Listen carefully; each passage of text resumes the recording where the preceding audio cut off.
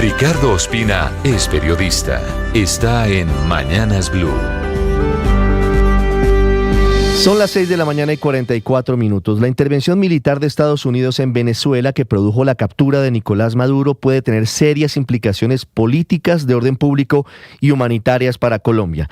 En materia política, la postura del presidente Gustavo Petro contra la operación ordenada por el presidente Donald Trump, sumada a la creciente tensión entre los dos jefes de Estado, incluyendo una amenaza de intervención en Colombia, sin duda hace que este se convierta en un asunto central de la campaña política que desembocará a mediados de este año en la elección de un nuevo presidente en reemplazo de Gustavo Petro.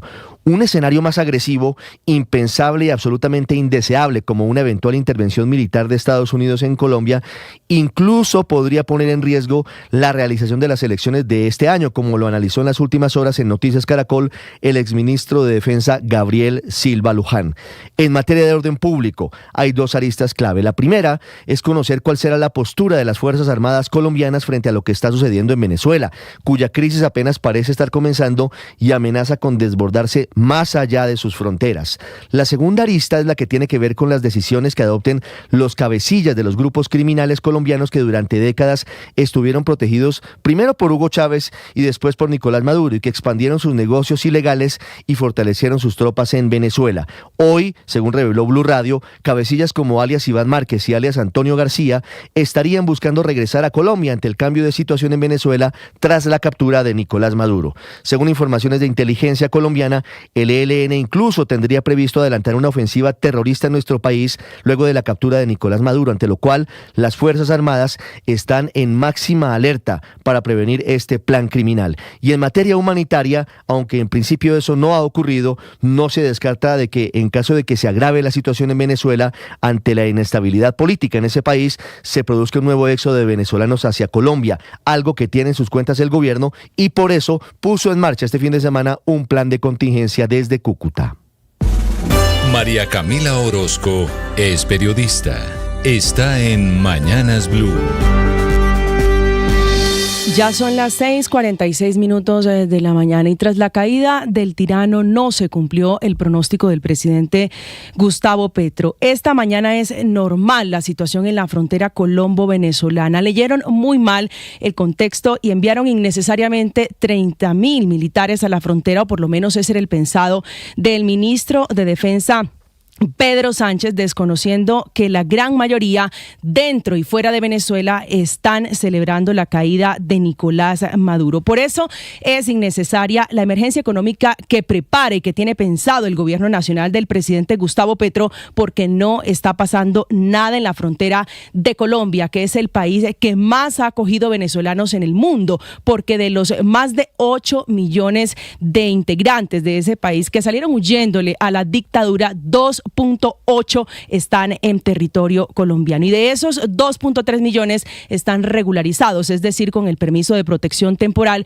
que les ha dado acceso a salud, educación, permiso de trabajo, entre otros beneficios. Pero antes de la caída de Nicolás Maduro había mediciones que indicaban la intención de retorno de venezolanos a su país. Por ejemplo, el DANE, en época de elecciones, cuando Maduro se robó las elecciones, reveló una que indicaba que el 80% de los venezolanos que hoy viven en Colombia decidieron quedarse durante el 2025 porque aquí tenían razones de pesos, como por ejemplo el 49% de los venezolanos veía con optimismo las condiciones socioeconómicas de Colombia, mientras que el otro 17.7% lo hacía porque ya se encontraba radicado aquí y tenía un proyecto de vida establecido. El otro 17.1% respondió que se mantenía en Colombia por las condiciones socioeconómicas que atravesaba Venezuela, bajo las condiciones nuevas. Hoy, con Maduro en Estados Unidos, eso es el punto de inflexión, lo que va a marcar el retorno de los venezolanos. Por eso es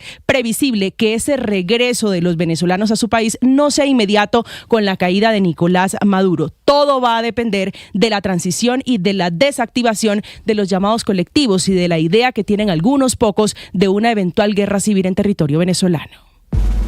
Camila Carvajal es periodista. Está en Mañanas Blue.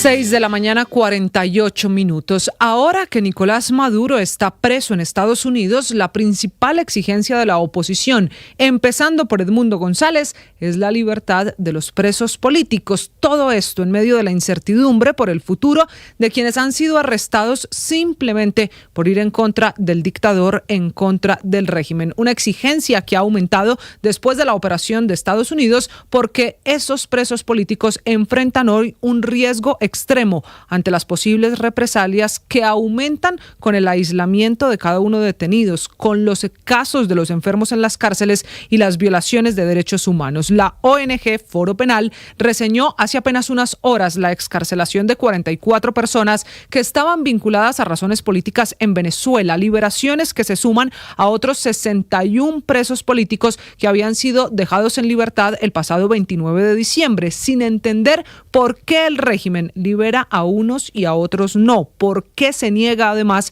a entregar información de cientos de detenidos? Tal como lo pidió Edmundo González, el presidente electo y hoy en exilio, lo que hay que decirle a Delcy Rodríguez y a Estados Unidos es que se tiene que respetar la vida y la integridad física de aquellos presos con fines políticos en Venezuela, de los que cada vez se tiene menos o ninguna información. Según la misma ONG Foro Penal, hasta el 15 de diciembre eran 902 presos políticos en Venezuela, ya sean venezolanos o extranjeros. En la lista siguen Juan Pablo Guanipa, Rafael Tudares, Freddy Superlano o Perkins Rocha. Todos siguen detenidos en medio de una preocupación también de la diáspora venezolana, de esos casi 9 millones de venezolanos que por años dejaron todo, salieron de su país por culpa de la dictadura y se fueron a Colombia, donde hay casi 3 millones de venezolanos, pero también a Perú con casi 2 millones, o a Estados Unidos, Chile, España, Brasil, Ecuador, Argentina, República Dominicana y también a México. El top 10 de los países con más venezolanos migrantes que hoy ven más cerca que nunca una esperanza, una luz para volver a su país, pero que al mismo tiempo exigen la liberación de los presos políticos. Paola Ochoa es periodista. Está en Mañanas Blue. 6 de la mañana, 51 minutos. Caen los precios del petróleo, caen los precios del gas natural y se disparan en el premercado de las acciones de Chevron, ExxonMobil, ConocoPhillips y de todas las grandes multinacionales norteamericanas que vuelven a tener acceso a las mayores reservas de todo el planeta. 300.000 millones de barriles de petróleo en la franja del Orinoco, 15% de las reservas mundiales totales y el doble de las reservas de las que tiene, por ejemplo, un país como Irak. Petroleras norteamericanas que habían tenido que salir de Venezuela tras las expropiaciones de Hugo Chávez a comienzos de este siglo y que durante 2 décadas tuvieron que mendigar permisos y mendigar licencias, como fue el caso de Chevron. No obstante, ahora se alistan a retomar la producción diaria que tenían antes de que comenzara el chavismo, 3 millones de barriles diarios que producían hace más de 2 décadas, lo que significa una inversión diaria de $10.000 millones por los próximos 10 años. Es decir, todo lo contrario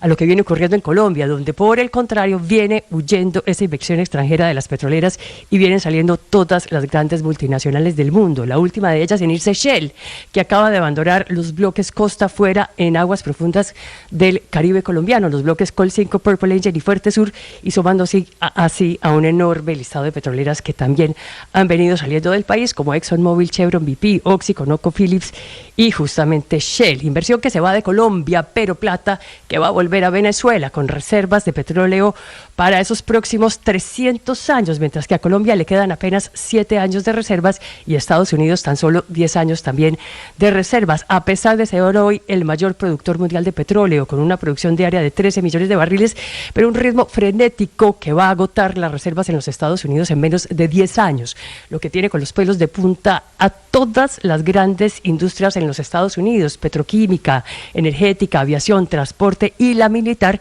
y razón por la cual toda la campaña de Donald Trump giró en torno a la promesa de sacar petróleo. Drill, baby, drill.